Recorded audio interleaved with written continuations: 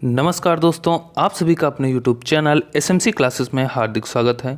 दोस्तों, आज हम लोग यूपी टेट 2015 के पेपर के बारे में चर्चा करने वाले हैं, जिसमें पर्यावरण अध्ययन से संबंधित महत्वपूर्ण प्रश्नों पर चर्चा करेंगे।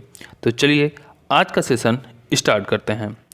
पहला प्रश्न है, प्लेग है विषाणु जनित बीमारी, कवक जनित बीमारी, जीवाणु जनित बीमारी या फिर खनिज जनित बीमारी।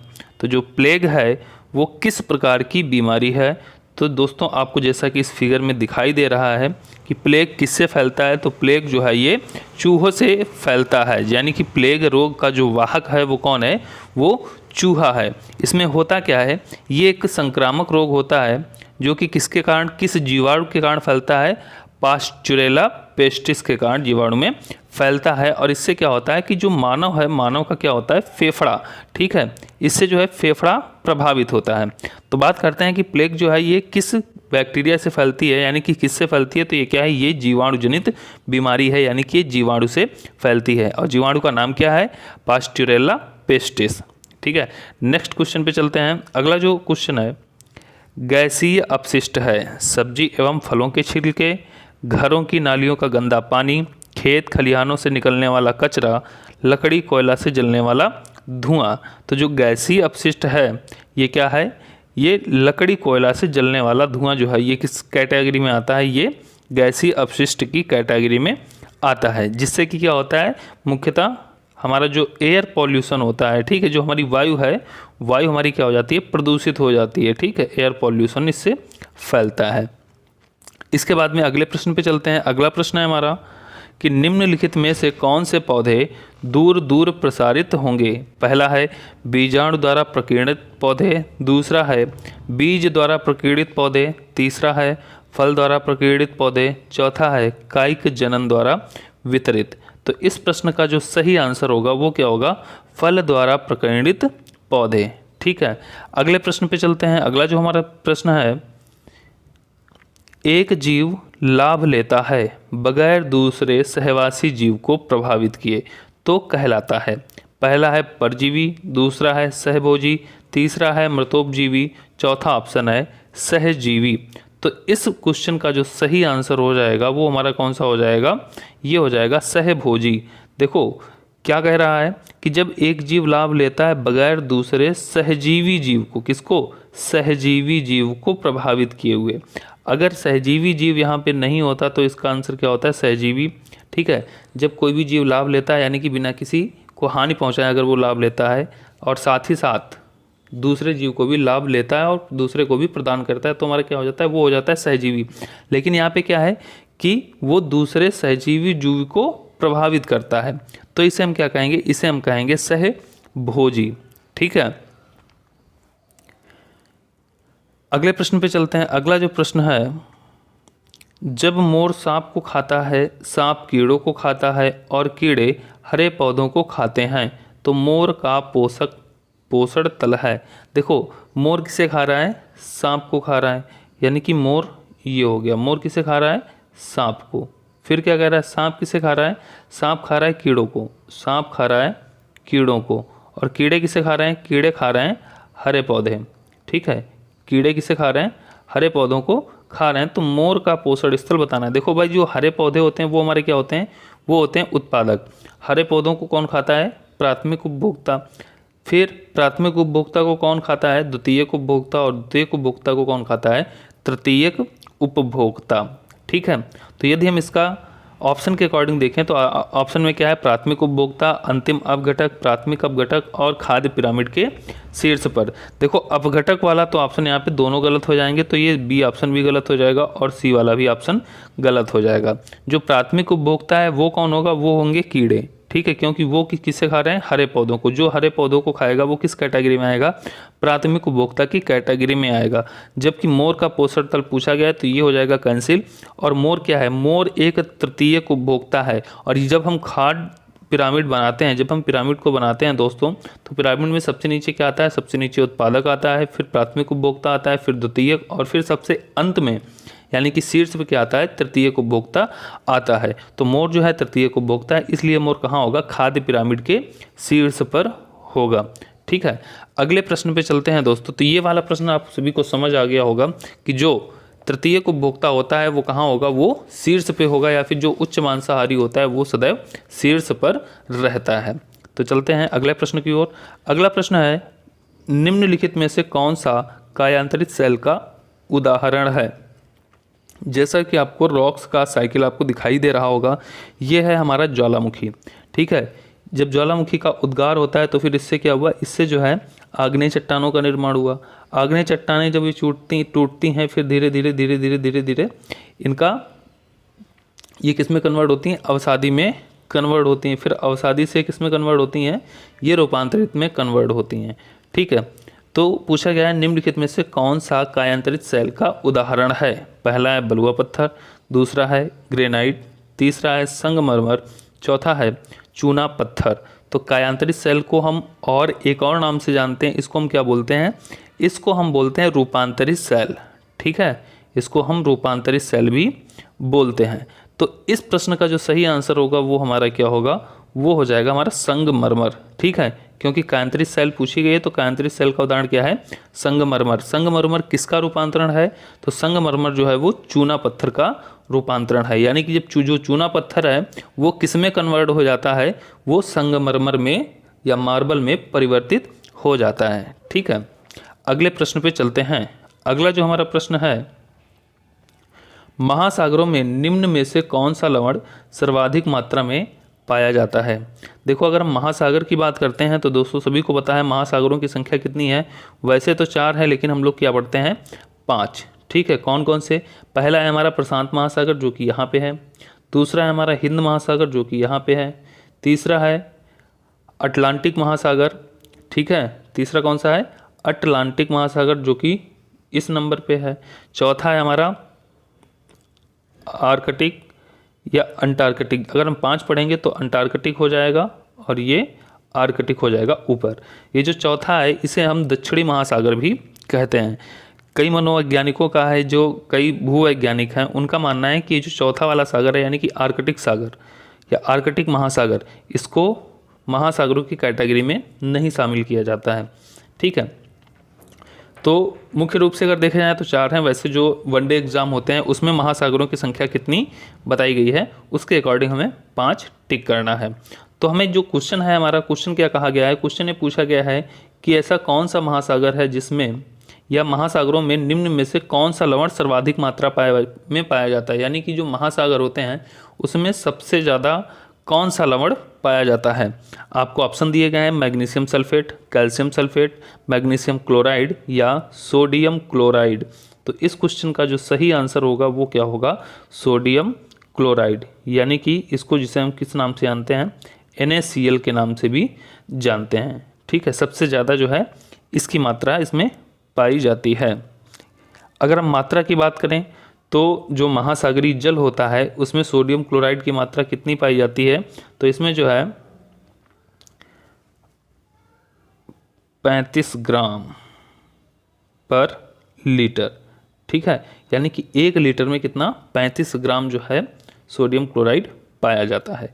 अगले प्रश्न पे चलते हैं। अगला प्रश्न है हमारा, राज्यसभा में होने वाली सभाओं की अध्यक्षता कौन करता है। यानी कि जो राज्यसभा होती है उसमें जो भी सभाएं होती हैं उनकी अध्यक्षता कौन करता है, उपराष्ट्रपति, राष्ट्रपति, प्रधानमंत्री या भारत के मुख्य न्यायाधीश। तो इसमें जो हो जाएगा, इस क्वेश्चन का जो सही आंसर होगा वो हमारा क्या होगा, वो होगा उपराष्ट्रपति। ठीक है, सही क्या होगा, उपराष्ट्रपति। आपको पता होना चाहिए कि जो उपराष्ट्रपति होता है वो राज्यसभा का क्या होता है, पदेन सभापति होता है। ठीक है, उपराष्ट्रपति क्या होता है, राज्यसभा का पदेन सभापति होता है और सभापति का कार्यकाल कितना होता है, 5 वर्ष। और अगर ऐसे क्वेश्चन पूछ दिया जाए कि उपराष्ट्रपति को वेतन मिलता है, तो दोस्तों को उपराष्ट्रपति को उपराष्ट्रपति के पद का वेतन नहीं मिलता है, उसको राज्यसभा के पदेन सभापति होने का वेतन मिलता है। अगले प्रश्न पे चलते हैं। अगला प्रश्न है हमारा, निम्न में से किस मिट्टी का विस्तार भारत के सर्वाधिक क्षेत्र पर है। पहला है काली मिट्टी, दूसरा है जलोढ़ मिट्टी, तीसरी है लाल मिट्टी, चौथी है बलुई मिट्टी। आपको बताना है कि इन चारों मृदाओं में से कौन सी ऐसी मिट्टी है या मृदा है जिसका विस्तार भारत के सर्वाधिक क्षेत्र पर है। तो इसमें जो हमारा ऑप्शन हो जाएगा वो हमारा कौन सा हो जाएगा, जलोढ़ मिट्टी। ठीक है, सर्वाधिक क्षेत्रों पे हमारी एल्यूवियल सॉइल जो है वो पाई जाती है, यानी कि जो जलोढ़ मृदा है वो पाई जाती है। और अगर हम भारत के भूभाग परसेंटेज की बात करें तो लगभग 40 से 45% भूभाग पर जो है ये मृदा पाई जाती है। अगले प्रश्न पे चलते हैं। अगला प्रश्न है हमारा, जो शाकाहारी जंतु भोजन के लिए हरे पेड़ पौधों पर निर्भर रहते हैं उन्हें हम क्या बोलते हैं? प्रथम चरण उपभोक्ता, द्वितीय चरण उपभोक्ता, तृतीय चरण उपभोक्ता या फिर उपभोक्ता। आप सभी को पता है अभी हमने जो है फूड साइकिल के बारे में पढ़ा था, जिसमें क्या बताया गया था कि जो शाकाहारी जंतु होते हैं वो भोजन के लिए क्या करते हैं, हरे पेड़ पौधों पर निर्भर रहते हैं। और जो शाकाहारी जंतु होते हैं उनको हम और किस नाम से जानते हैं, उसको हम लोग प्राथमिक चरण उपभोक्ता के नाम से जानते हैं। ठीक है, तो इसका जो प्रश्न इस प्रश्न का जो सही आंसर हो जाएगा वो हमारा क्या हो जाएगा, वो हो जाएगा ए ऑप्शन। अगले प्रश्न पे चलते हैं। अगला प्रश्न है, पर्यावरण शिक्षा में समस्या समाधान विधि का गुण है। पहला है लक्ष्य केंद्रित विधि, दूसरा है सृजनात्मक विधि, तीसरा है चयनात्मक विधि, चौथा है उपरोक्त सभी। तो जो दोस्तों पर्यावरण शिक्षा होती है इसमें समस्या समाधान विधि जो है वो मुख्यतः ये सभी प्रकार की इसमें जो है गुण होने चाहिए। तो इसलिए जो है इस प्रश्न का जो सही आंसर होगा वो हमारा क्या होगा, उपरोक्त सभी। अगले प्रश्न पे चलते हैं। अगला जो हमारा प्रश्न है, प्रेक्षण विधि की सीमाएं हैं। यह विधि मितव्ययी नहीं है। इस विधि में प्रेक्षण सूक्ष्मता से न करने पर प्राप्त परिणाम अधिक वैध एवं विश्वसनीय नहीं होते हैं। इस विधि से व्यक्ति के आंतरिक व्यवहारों का अध्ययन संभव नहीं है और है उपरोक्त सभी। तो इस प्रश्न का जो सही आंसर है वो क्या हो जाएगा, उपरोक्त सभी हो जाएगा, क्योंकि जो प्रेक्षण विधि है, ठीक है, यानी कि जो ऑब्जर्वेशन मेथड है उसकी जो लिमिटेशन है वो सारी की सारी सही हैं। ठीक है, ये क्या है, ये मितव्ययी नहीं है। इस विधि में प्रेक्षण सूक्ष्मता से न करने पर प्राप्त परिणाम अधिक वैध एवं विश्वसनीय नहीं होते हैं और इस विधि से व्यक्ति के आंतरिक व्यवहारों का अध्ययन करना संभव नहीं है। तो ये सारे पॉइंट जो हैं वो आपके सही हैं। अगले प्रश्न पे चलते हैं। अगला प्रश्न जो है, इकोसिस्टम की सही परिभाषा क्या है? पहला ऑप्शन है परस्पर क्रिया करने वाला जीव समुदाय, दूसरा है किसी स्थान का अजीवीय घटक, तीसरा है पृथ्वी और वायुमंडल का क्षेत्र जहां जीव रहते हैं, चौथा है जीव समुदाय और उनके वातावरण का संतुलित तंत्र।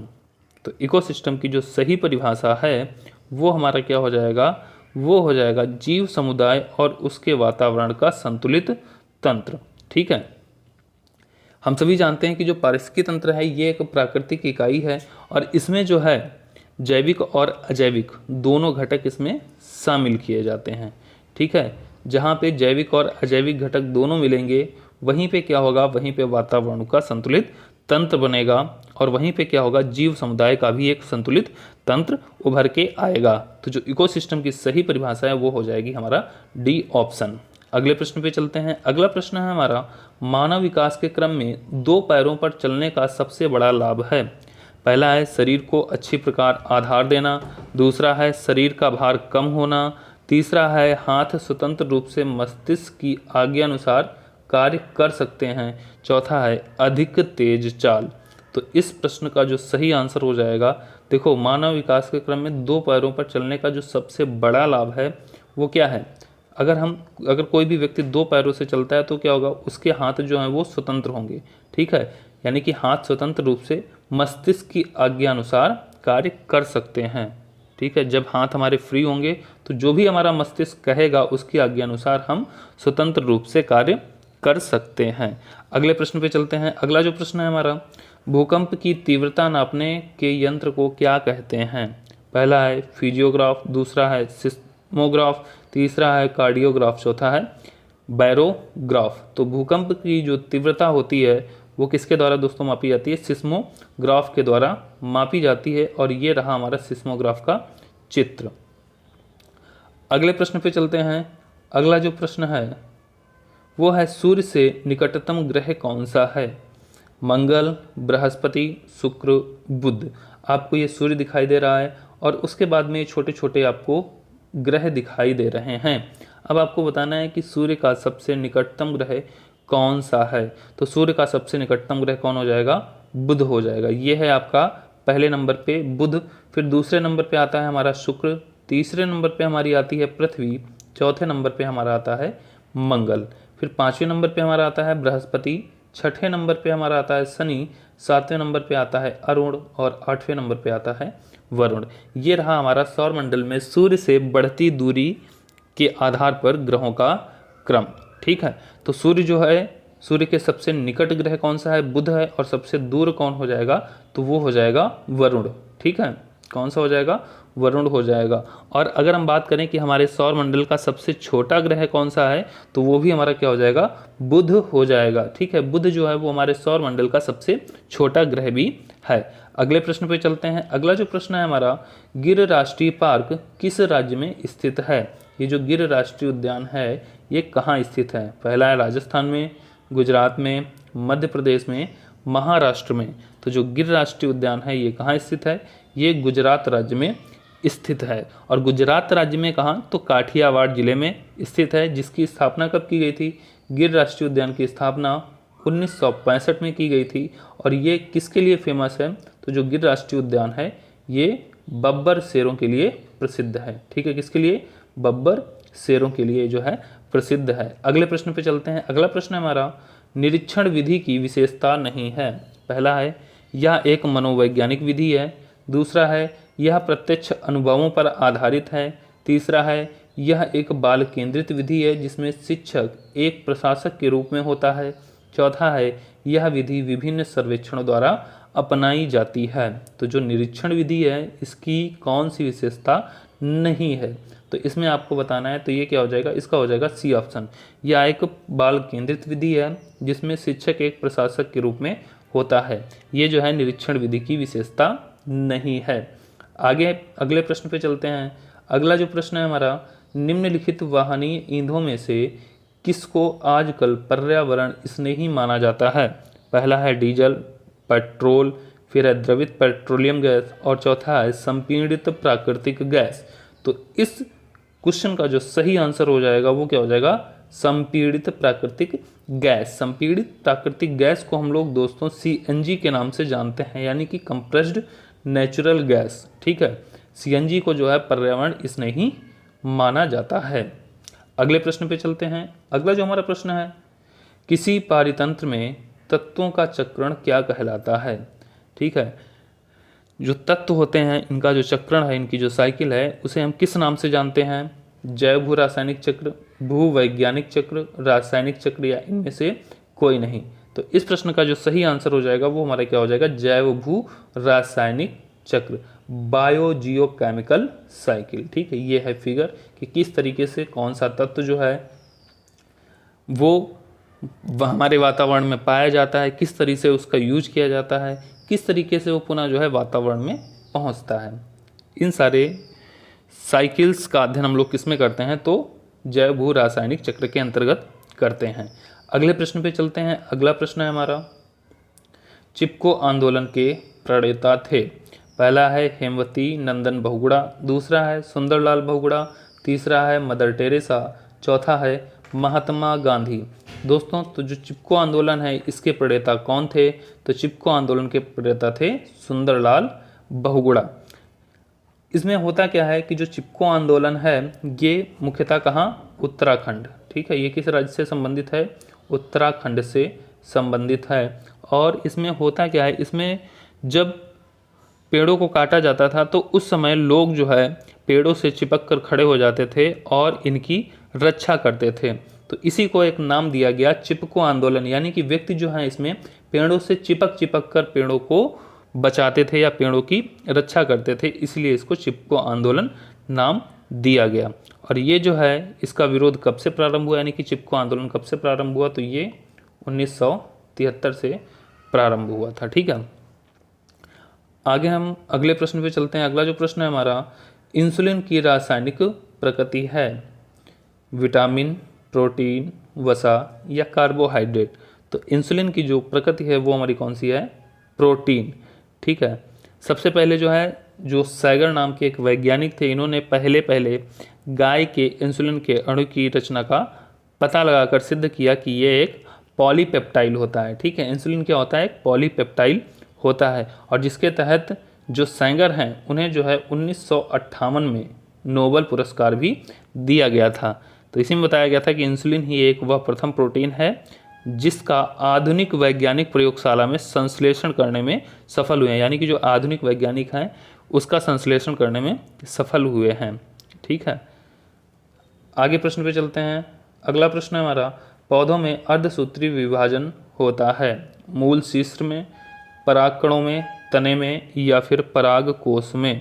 तो जो अर्धसूत्री विभाजन होता है वो दोस्तों कहाँ होता है? वो पराग कोश में होता है। अगले प्रश्न पे चलते हैं। अगला प्रश्न है हमारा, ज्वर नियंत्रण में आमतौर पर सबसे अधिक प्रयोग की जाने वाली औषधि है ब्रूफेन, बी कॉम्प्लेक्स, पैरासीटामोल या लिव 52।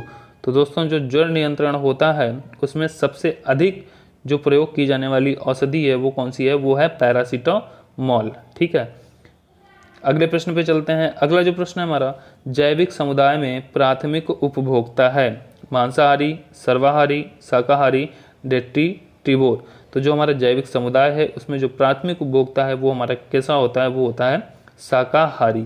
ठीक है, अगले प्रश्न पे चलते हैं। अगला प्रश्न है, दही निर्माण हेतु कौन सूक्ष्मजीव उत्तरदायी है?